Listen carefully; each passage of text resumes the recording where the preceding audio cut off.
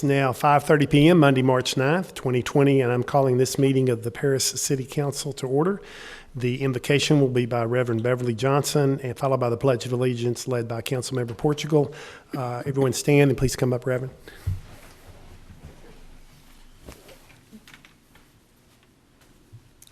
May we pray? Father God, we just come before you right now in the name of Jesus Christ. We honor you, we bless you, we love you, and we adore you. We thank you for those who are gathered here tonight, and especially for this city council, Lord God. We pray, Father, that you will impart to them wisdom, knowledge, and understanding as they guide and direct this community, and especially Paris. We bless you, we love you, we honor you, and we adore you. For it's in the name of Jesus Christ that we do pray. Amen. Amen. I pledge allegiance to the flag of the United States of America and to the republic for which it stands, one nation under God, indivisible, with liberty and justice for all.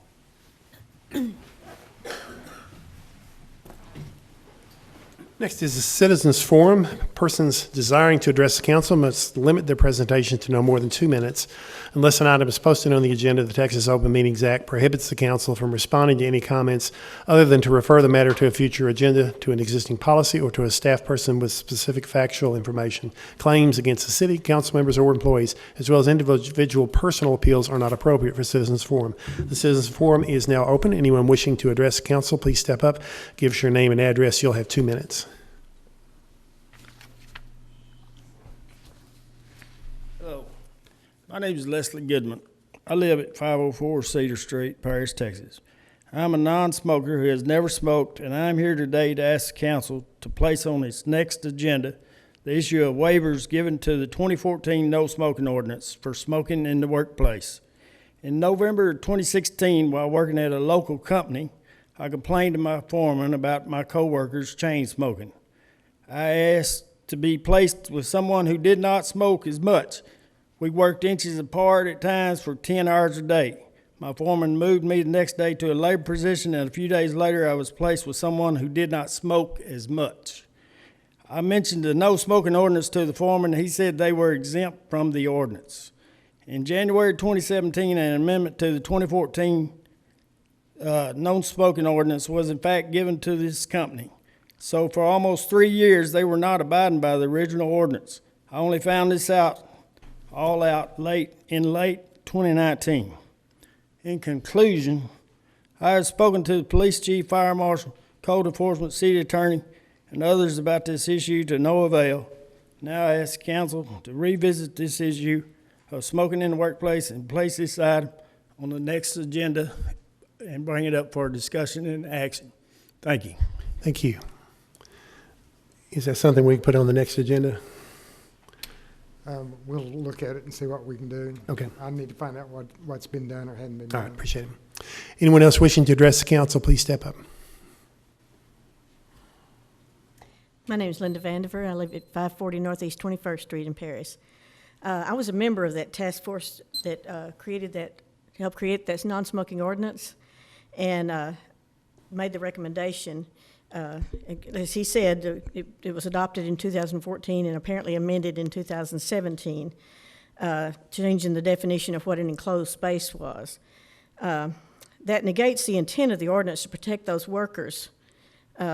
Just having an open door does not prevent smoke from entering in and those workers having to smell that. I think that if we were to open both doors in this room and someone was in here smoking, the smoke would still be felt by those people. There's plenty of research showing that secondhand smoke is harmful. And I would urge the council to reconsider that amended section and return the ordinance to its original purpose, which was to protect workers and have a work environment that's free of presence of secondhand smoke. Thank you. Thank you.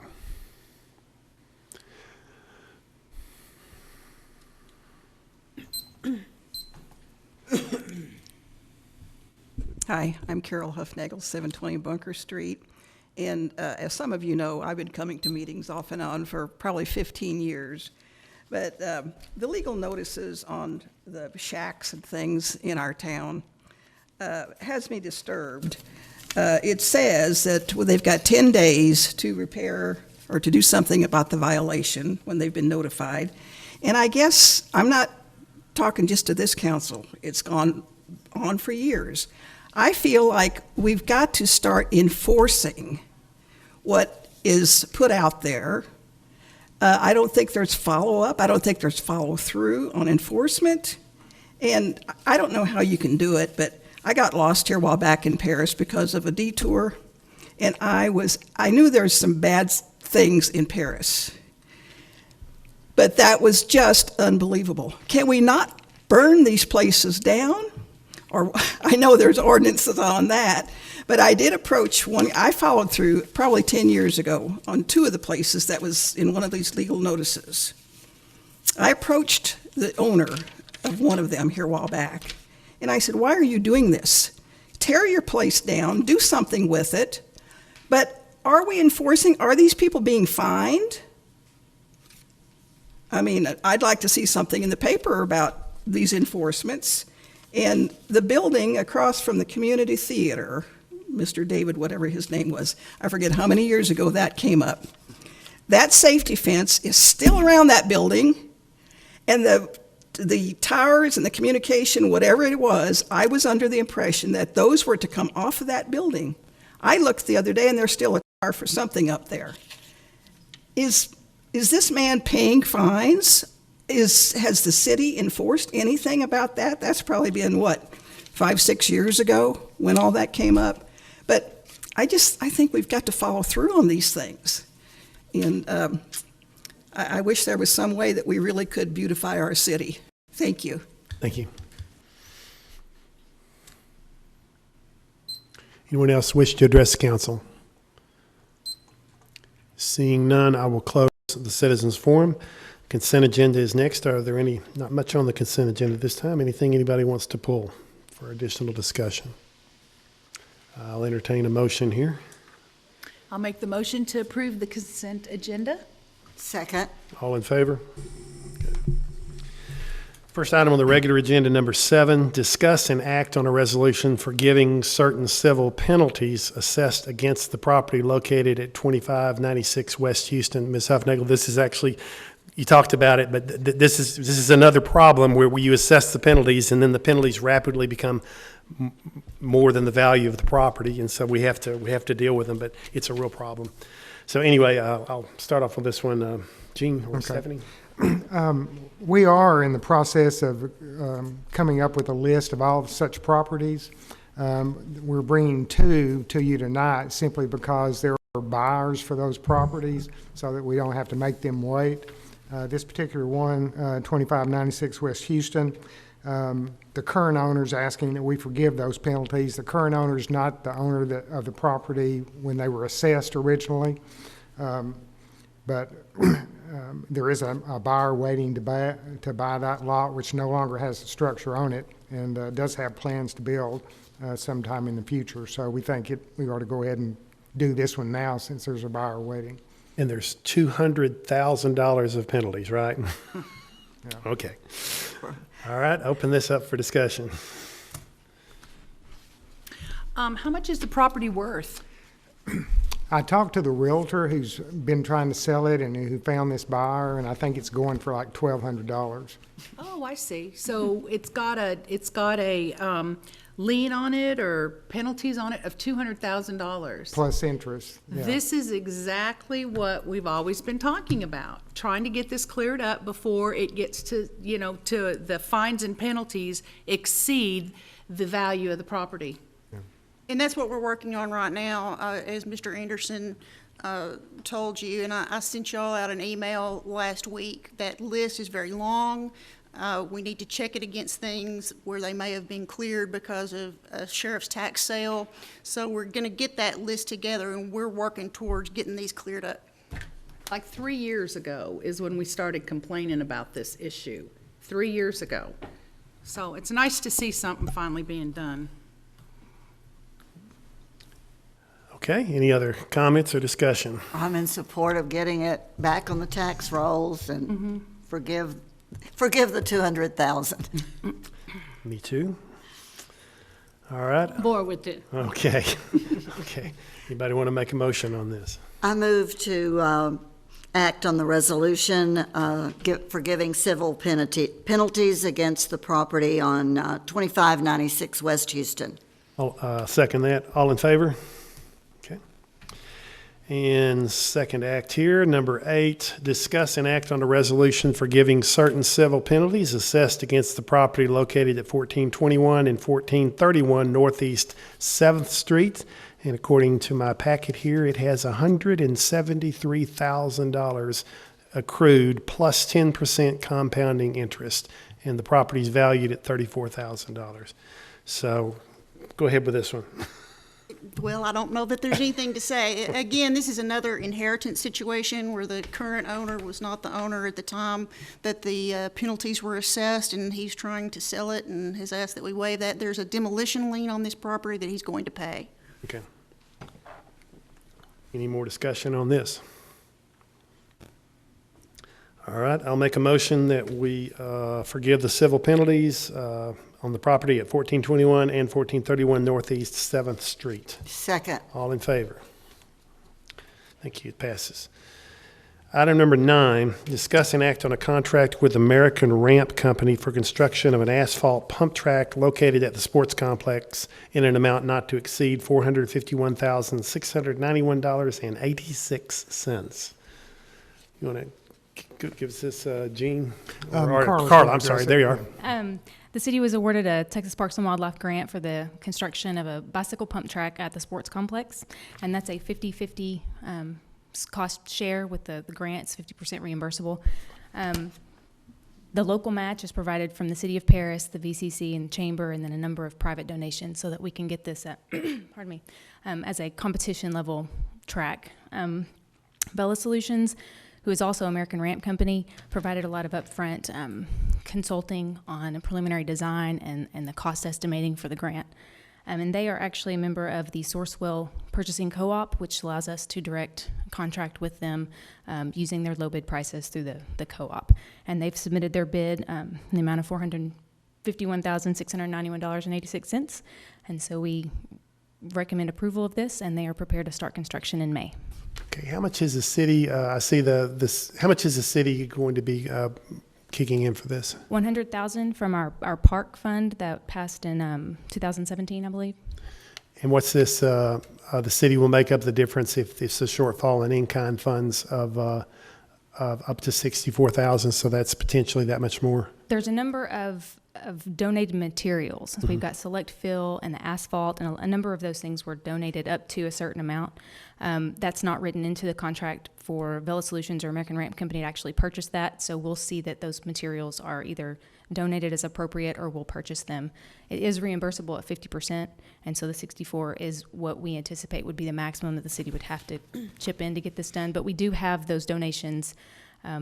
It was all gathered, but it was a couple of years ago when we first applied for the grant, and so actually getting that here, we just wanted to put that in there as contingency so that you know if those donations don't pan out, there could be some additional costs. Okay. Anybody have any questions for Ms. Easton? How many companies bid on this? This was through a buy board type, like this is how we often purchase parks equipment or fleet, vehicles. So it's nationwide, and Sourcewell it's a co-op, and everyone submits their bid through that co-op, and then we're able to direct contract. So it was not a traditional bid where we advertised in the paper locally. So they were the only ones that bid on it? Well, there were bids nationwide, and then we select them based on what the services they can provide. Okay. How many bids nationwide did we receive? Oh, I did not have a copy of that. I can certainly reach out to Sourcewell and see what their...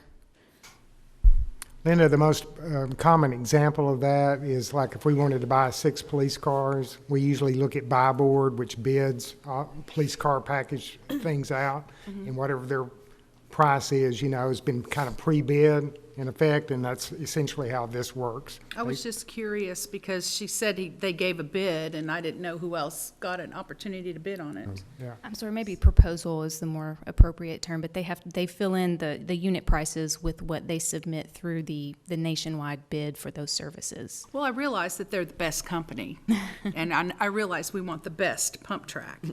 And I don't say that facetiously, I say that seriously. So I was just curious. I think it's an exciting prospect. I've heard a lot about the pump track in the last 2 years. I still don't quite understand what it is. I wish we had a picture but of what one looks like. Is this a spectator thing? Will there be? I think it's both. I think the intent is to build it so that it would qualify for competition, like a destination competition here in Lamar County. And so that's the goal, is to make it grand enough that we could draw, a real crowd in the bike community. But it's also something that's right next to our trail. And of course, families, kids. I might try it, I might not, I'm not sure. I probably won't. What was the acreage, the size of this area? We've got 1 acre cleared, but it's 16,000 square foot of pump track is what's being proposed. And that includes the turf. I do have a visual if you want to pass this around. It's not a final design, but it does kind of show the turns if you'd like to pass it around. It's not a perfect. I love that. Okay. So this pump track, it'll be open to the public at all times without anybody being around? Currently, we do not have a fence or a gate or anything prepared to close it off, but that would be something. Are there any liability concerns if someone breaks an arm? I'm sure that will never happen, but are there any liability concerns? Would the city be liable for anything? No more than we would down at the skate park for Right. people doing a skateboard, breaking an arm. So there's no forms anybody has to sign to use it. Okay. It'll be a public facility unless there's some tournament going on or some program. Oh, I thought it was going to be over here, but it's better. We did change location. Oh, you did? Late in the application process, because that other area was owned by PJC, and this is land that was already dedicated for the sports complex, and so we were able to stay I like the new location. closer to the trailhead. And it's easier, too, for spectators. Did you want to see that? Have you seen it already? So we're going to put signage up off the main trail so that people who are riding the trail and want to get on the pump track will know where to turn. Yeah, we'll make sure our kiosk signs have, Okay. have the pump track location on them. Did you see that? Just north of the parking, by the pavilion, there's a parking lot there, and it's just north of that, kind of in the trees. It's kind of like, is it like a dirt bike trail? It's like except that, but it's asphalt? paved. Yeah. Yeah. It's kind of a mix between a bike track and a skate park, like a skateboard park. That's going to be so nice. Okay, any other questions for Ms. Easton? All right, thank you. I'll entertain a motion on this then. I'll make a motion to approve the, oh gosh, I'm on the wrong thing. Approve the pump track presentation. Second? All in favor? You got it. All right, item number 10, discuss and act on 5 chest compression machines for the EMS department. We had in our budget, money budgeted for, to enter into a 5-year lease purchase option for these machines. They're between $23,000 and $24,000 apiece. We were originally intending to get 7, but the price changed and we could only get 5, for the price that we were able to budget. We looked at reviewed the agreement from the manufacturer, and there were a number of terms in there that were just not acceptable to us. What were those terms precisely? Sure, you're right, but I was just curious what they were. Financing contract, not the purchase or the lease contract, I think. This company has its own financing arm, and it was the terms in the financing, I believe. Well, for one, would have the city's obligations under this agreement are absolute, unconditional, and are not subject to cancellation, defense, recoupment, reduction, or set off in any form or fashion. We buy the equipment as is and no warranties, express or implied warranties on the merchandise or fitness for the particular need. Well, that won't change depending on how we finance it, will it? If we buy it outright, if they're not going to have a warranty, we still won't have a warranty. will we? Well, in the financing agreement, they didn't, Kent may want to address the warranty, the normal warranty under it. But the agreement said they weren't going to do one, and we weren't going to accept that. Okay, okay. We didn't have a problem until we got to the financing paperwork. All the rest of it, there is a warranty. There was especially if you have a service agreement, which we do. That's one of the things that drove up the cost. That they changed all the pricing on the device and the service contract, which drove it up. I was going to get 7, one for each ambulance. That way we didn't have to shift everything around. Well, we did the budget in April, and the price changed by the time we got ready to do it in October, November. Yeah. So anyway, the financing part of it is almost in conflict with some of the other paperwork, but their arm was not open to any changes. The court of record, none of that things. Everything was great until we got to the financing arm. And they were just a bunch Okay. All right, well, that answers my question. I appreciate it. What is the life of one of these machines? Well, they haven't really been out long enough to say what the life is yet. This is the version 3 that we're getting, and it depends on how many often you use it. There are some disposals that go with for each patient that are for infection control purposes. You get rid of certain parts of it, the suction cup and things like that. But we're hoping that at the minimum that we're looking at 7 to 10 years. Depends how often you use them. Ken assures me he really, really, really needs them. And It's the so standard of care now. that's why I only put in 2 options, how we were going to acquire So them. I see your option 1 is to pay for it, to borrow money from a local bank and then pay them back interest. And our option number 2 is to buy it out of our current budget and figure out where to get the money from. Yeah, just amend the budget at some point Okay. down the road. Can I throw this out? Would it be possible for us to purchase this from reserve funds and they pay us back the same amount of money they were going to pay back with interest, which is budgeted for, so that they get it right now? Our reserve fund gets extra money in the form of interest payments from these fine people, and we, a good use for this, and the reserve fund is replaced with a little more to it. Could we do it that way? And certainly do it that way. Because then we're not losing money to the bankers. Right. Okay. Yeah, that's fine. It's kind of like having an internal capital project or capital equipment fund. And that way Kent gets his things, and at the same price he was planning on getting it for, we don't have to pay interest to the bankers, and we get that interest ourselves to get our reserve fund just a little bit more money. Sound good? That sounds fine to me. So that's option number 3, okay? Okay. Yeah. As long as we get the machines, we'll work with it. Any discussion on this? Is this why we got the sanitation? Joking. Yeah. It worked. It worked. We'll need a formal motion and stuff. Okay, to- I'll make a motion to accept the third option. We'll finance it internally. Second. All in favor? Yeah. You got your compressors. And we got a little of your money, so there we go. Item number 11, discuss and act on collection of the 1% fee for a public educational and governmental channel. I put this on here because since I've been on the council, we've been collecting this PEG fee, and nobody knows what we're doing with it. It's, how much is it a month per bill? About $1? What is it?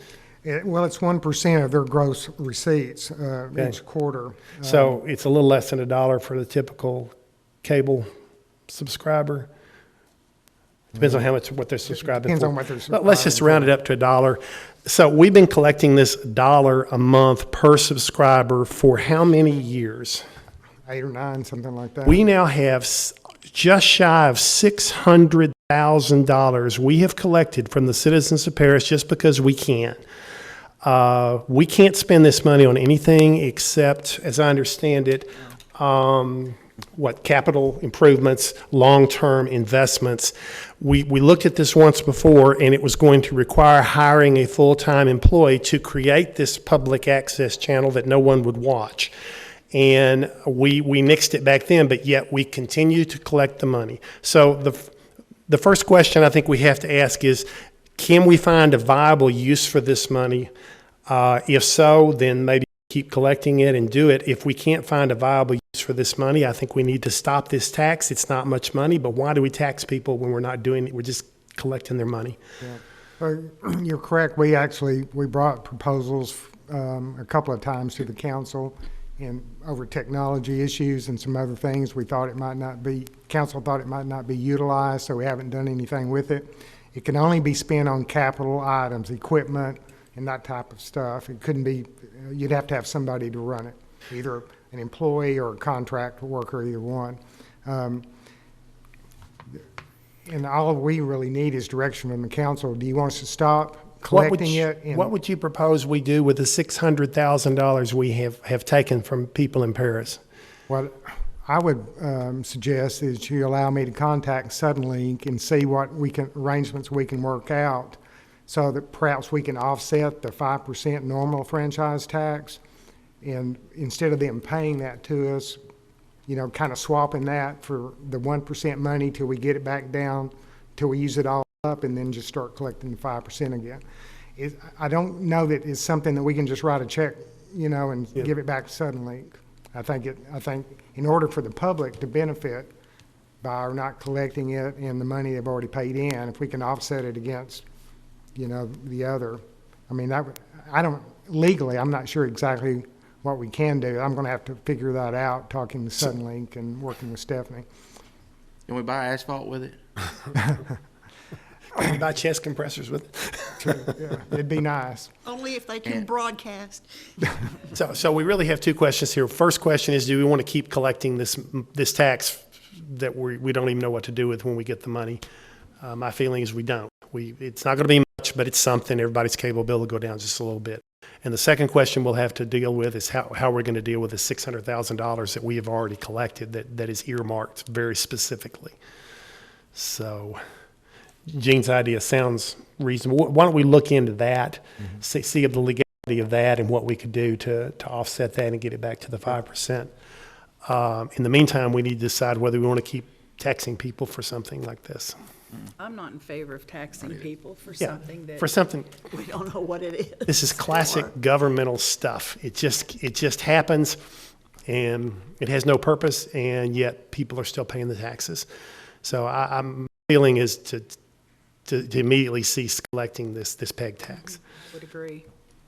But I'd like to do something nice with this. I'd like to. Like, the Belford. I think that's counterproductive to the development part. Y'all look at. Develop a parking lot. We can't. It's by state law. It's by state law.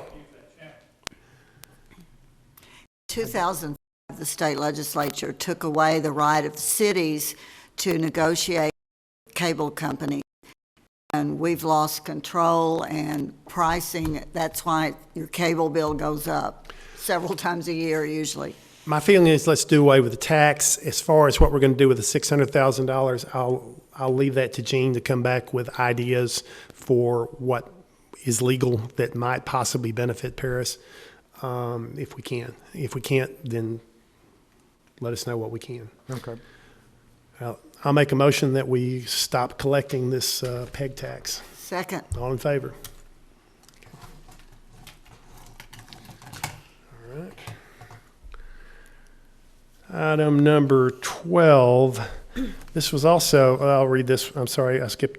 No, I didn't. Item number 12, discuss an act on amending Article 11 of Chapter 2, Section 2-551 of the Code of Ordinances of the City of Paris, Texas, to provide for expansion of the Municipal Band Commission membership to include resident citizens from Lamar County, Texas, and to delete term limits. I put this on here simply because I'm the liaison to the Band Commission. The Band Commission is kind of a specific, special commission that we need people with musical experience that are interested in the band.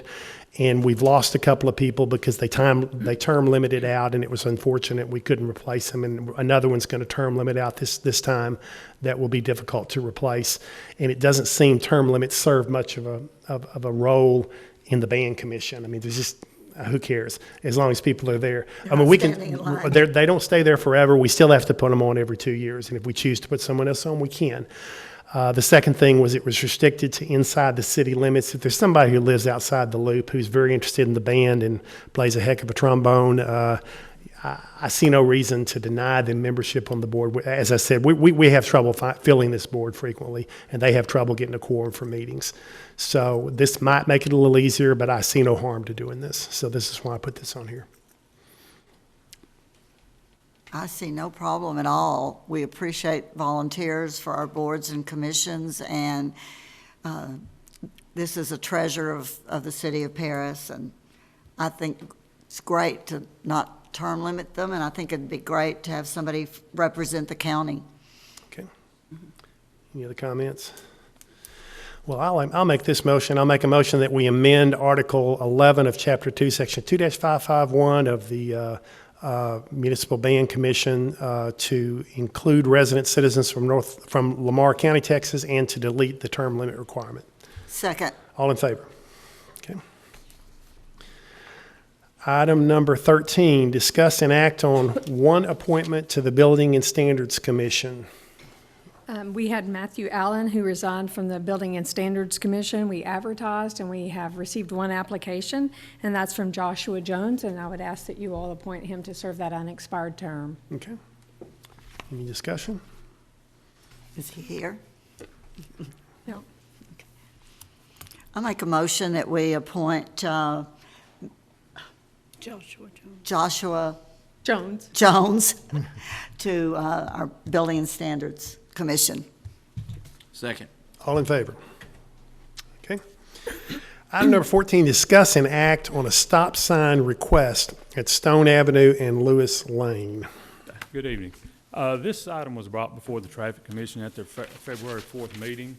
A citizen who has a student, I believe, that attends North Lamar, frequently uses this area, and she was concerned about the safety of going through this area, especially before and after dismissal of school. The request was for to place a stop sign on Stone Avenue, stopping eastbound traffic at Lewis Lane and Stone Avenue. However, upon staff reviewing this, we found that Stone Avenue carries a higher volume of traffic, and putting a stop sign on Stone Avenue would not meet the guidelines of the Manual on Uniform Traffic Control Devices in the state of Texas. Also, another issue is, and y'all may be familiar with that area, it's a pretty unique area. There's a couple of T intersections that basically offset each other. Lewis Lane being a public street, and what they call Panther Drive, the drive coming out of Northmore, it tees also into Stone Avenue, and they offset with Stone Avenue terminating into the private road that goes behind McChristian Hospital. So we've got a couple of private roads coming together with a couple of public roads. And because of this unique situation, because of the issue with the Manual on Uniform Traffic Control Devices that not following the guidelines, staff is recommending that we not place a stop sign there at this time. Yeah, and I looked at this intersection. It's offset. It's like two separate Yes. T intersections. It's unclear. It's going to be confusing who's yielding to whom on that. Yeah, basically, the private roads have to yield to the public streets. Okay. But of course, Lewis Lane, which is the public street, has the stop sign. And so, but it's a unique issue. But I've kind of monitored it a few afternoons and mornings before and after school. And I was surprised that traffic does flow quite well through that area. And there have been no accidents reported in the last 3 years at that area. But that's not the only thing Assistant Chief told. This is Miss Morgan. She presented at the Traffic Commission. If you'd like to speak to us, come forward, please. Yes, please. Give us your name and address, please. Sure. My name is Jennifer Morgan, and There you go. Thank you. My name is Jennifer Morgan, and I live at 320 Stone Avenue. And yes, I did bring it before the Traffic Commission, and yes, the traffic does flow because I think people have just become accustomed to doing that.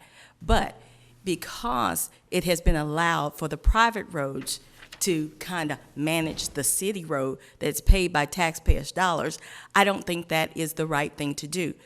Even though you don't put a stop sign there, you don't even have markings on the street to tell us that the eastbound traffic just can keep flowing through the traffic, and that the people over here on the private road has to sit there until everyone gets out.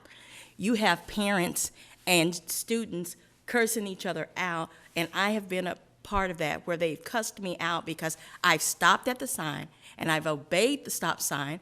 Now it is my turn to go, and when I start going, these people that are coming east into Panther Drive is cursing me. And although they call everything private property, that property receives government tax dollars as well as Stone Avenue. And I don't see any reason why the school cannot work with the city to put a stop sign. The reason this became a part of got my attention is because there was a stop sign placed, although they say it's not legal, it was a shorter sign. There was a stop sign. The students and the parents were kicking the sign down and taking it out, and eventually that sign disappeared. And so now they agreed, they put a yield sign there. Good, all good and well. Nobody's observing the yield sign. Everybody's rolling. So here we are at the hospital entrance going west at the stop sign, and we're just having to sit there. All I'm asking is that we have equitable placement of traffic signs, and that you can't just allow the school to say and do whatever they want to. I'm talking about your property has to access a city street. Whether there's a accident, a near miss, or death is a good thing to not have, but it's not the only thing. Yes, the amount of traffic is there. It's too much traffic, and matter of fact, no one has done even a traffic study on that road to see what's going on over there. Same way with Stone Avenue. The school was saying, oh, we can't put a stop sign because it'll back up our traffic. That's not the case. There's a Steelhouse Road and Panther Road entrance on that side, and they have Panther Road on Stone Avenue. We don't get that kind of mess going down at Steelhouse Road, but we've got all kinds of speeding going on those roads. So all I'm asking is that the community be safe. And I can understand they're saying that maybe this is not the actual resolution for this issue. But as city council members, we want all of our community to be safe. We want to be able to transverse around that property. The students, they take advantage of the Hospital Parkway. It got so bad, security started blocking them from being able to go through their parking lot because they were tearing up the parking lots or backing up the traffic when people are coming to see patients. So that's all I'm basically asking for. And I've been working on this for a while. I've emailed all the council members. I've worked with the Traffic Commission. And all I'm saying is let's not let this be the end of something that's good for the whole community. It's not just about me.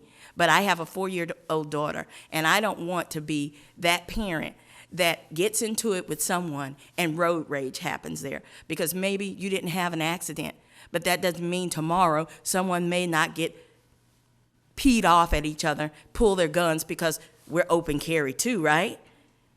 And shoot somebody. So I'm calling it a public safety hazard that has to be addressed, besides saying we're flowing to the beat and we're doing okay. Thank you. One of the issues addressed, or one of the recommendations in the memo to the agenda sheet was discussing with North Lamar about maybe putting some crossing guards or somebody there to help with the traffic. It seems like they do at Aiken. And the only such. problem occurs when schools letting out are coming in, and it sounds like I think that's when the higher volume of traffic. it's just like is, around yes. schools, Sure. crossing guards are there when they're needed. Right. The rest of the time, there's no four-way stop there. But Right.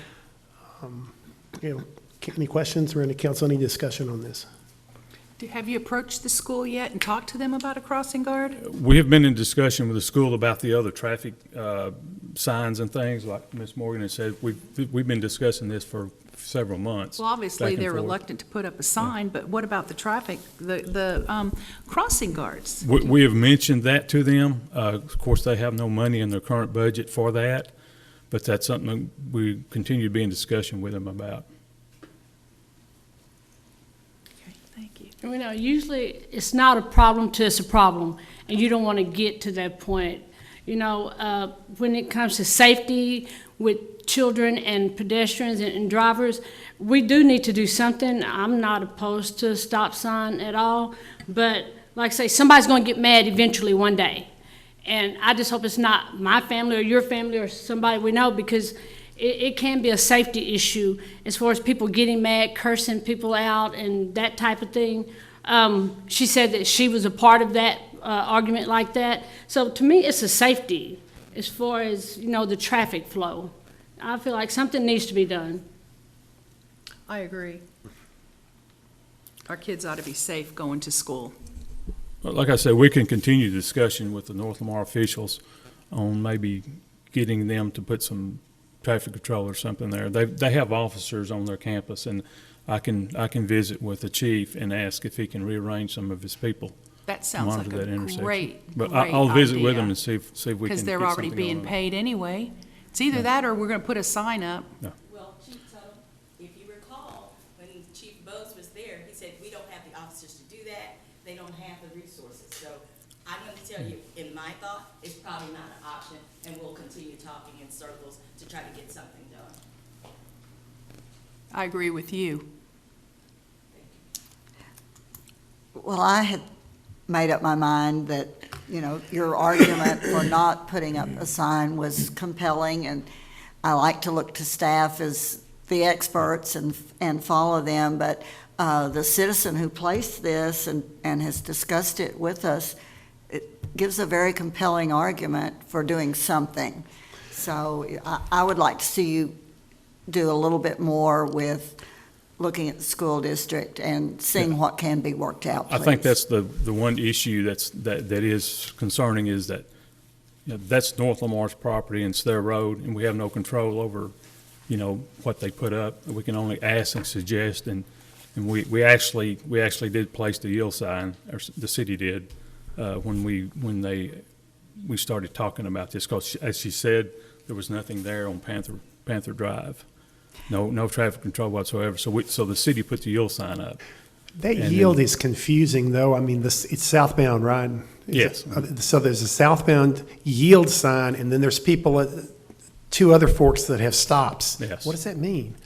Well, Seriously, basically, what does that mean? I don't even understand how you have two stops and a yield. What's that yield mean when the other people are supposed to stop?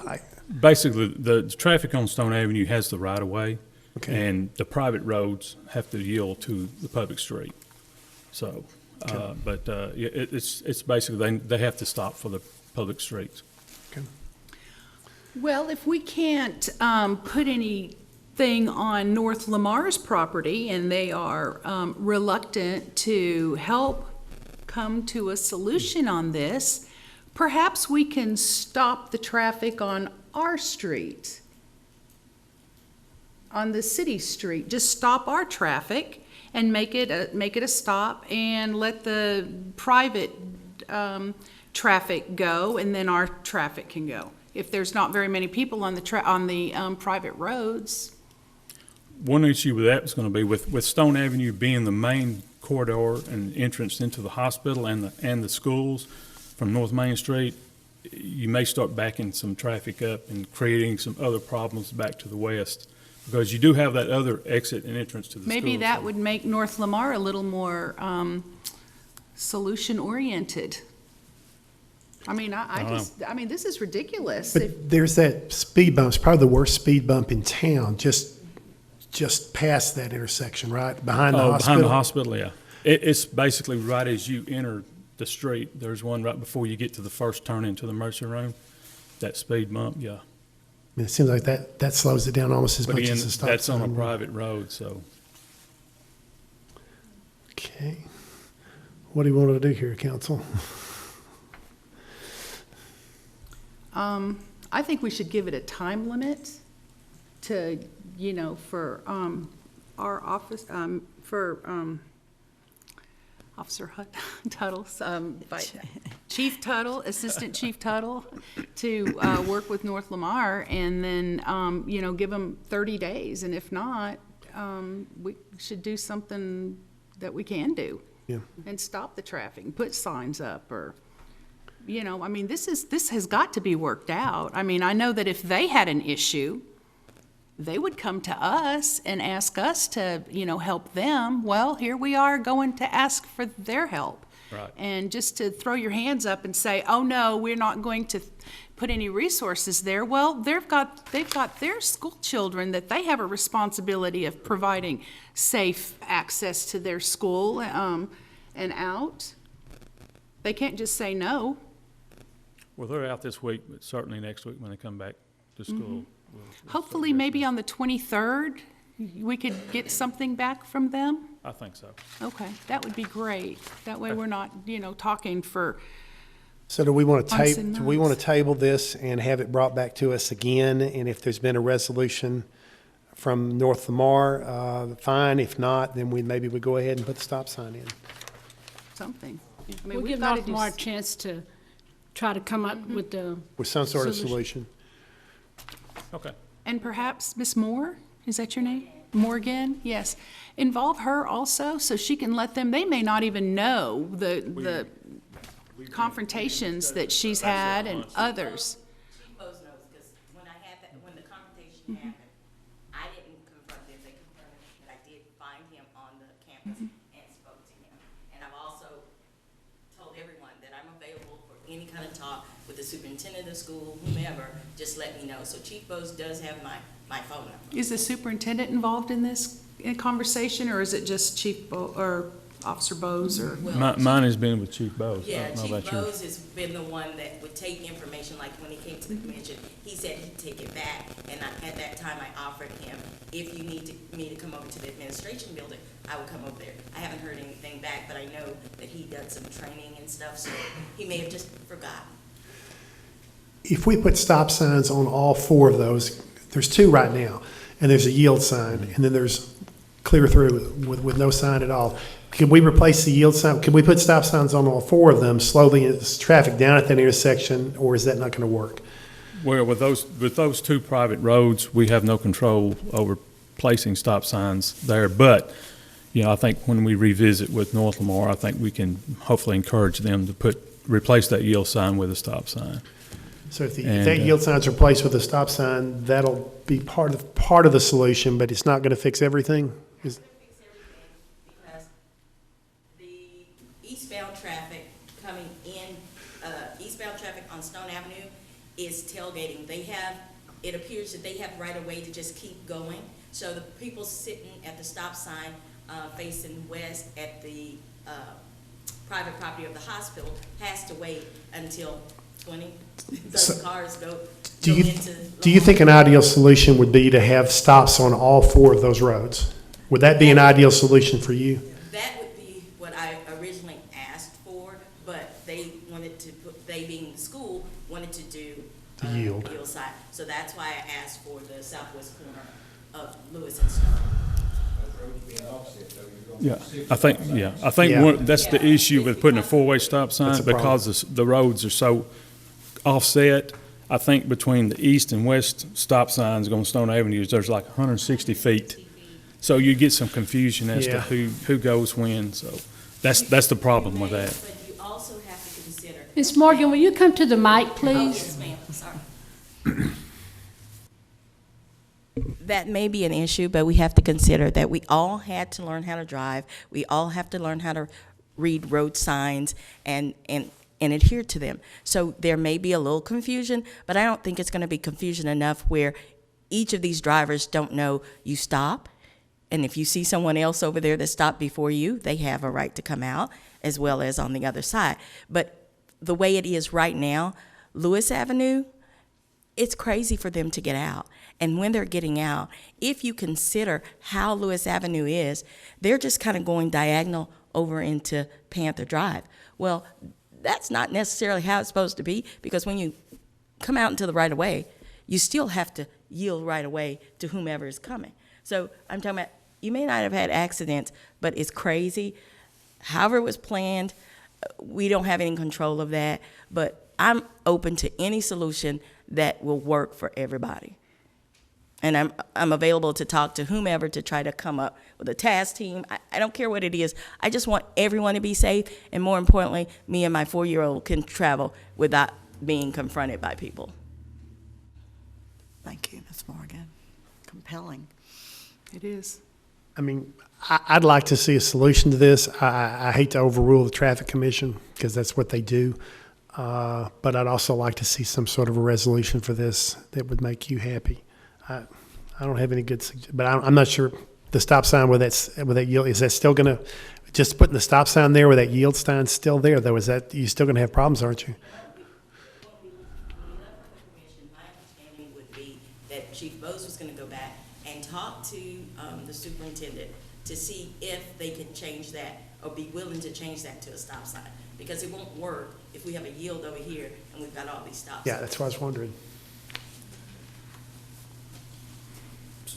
I'll work on visiting with North Lamar and see if we can get that yield sign replaced with a stop sign. See if Do that'll we want work. to do anything, or do we want to table this and see what we come up with? I move we table it. I want to table it and come back next time on the 23rd and see if See there's what we've some worked kind of out. resolution. And perhaps we can get some other And then- people from North Lamar to the table that might be a little more receptive to compromise. Sure. And working this out. Because, I mean, you know, they've got so many kids there that go to school and they need to get there safely and leave safely. All right, it looks like we have a motion, and I'll second the motion to table. And all in favor of tabling this? Okay. We will see you back next meeting. Hopefully, we'll rehash this, and maybe we'll have something back from North Lamar and come to some final resolution on this. Okay, you're welcome.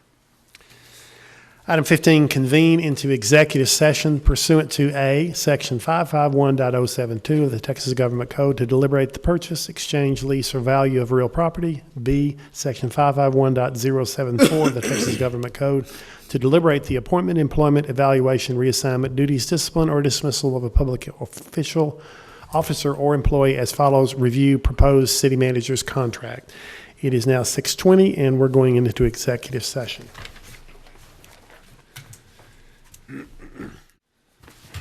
Okay, it is now 6:42, and we're out of executive session.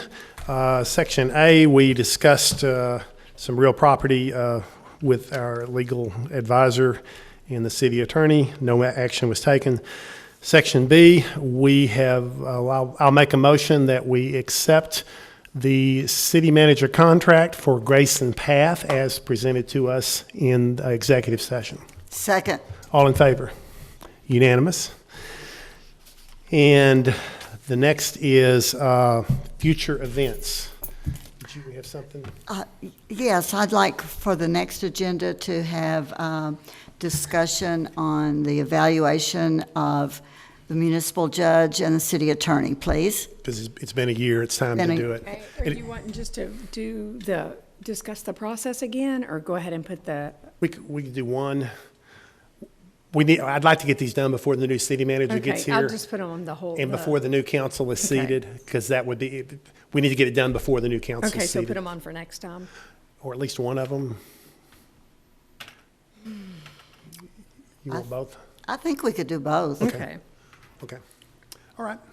Anything else? Yes, I'd like to make sure that the no smoking issue get placed on the agenda, even if we need to do some research or look at it or whatever, even if we decide there's nothing that can be done, I still want that on the agenda.